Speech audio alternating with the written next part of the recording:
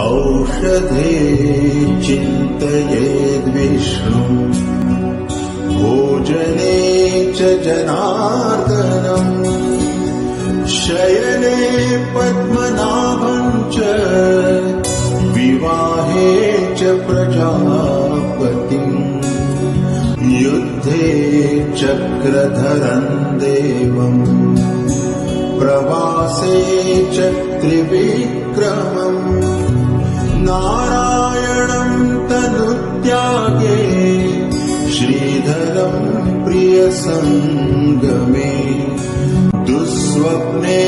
स्मर गोविन्दम् सङ्कटे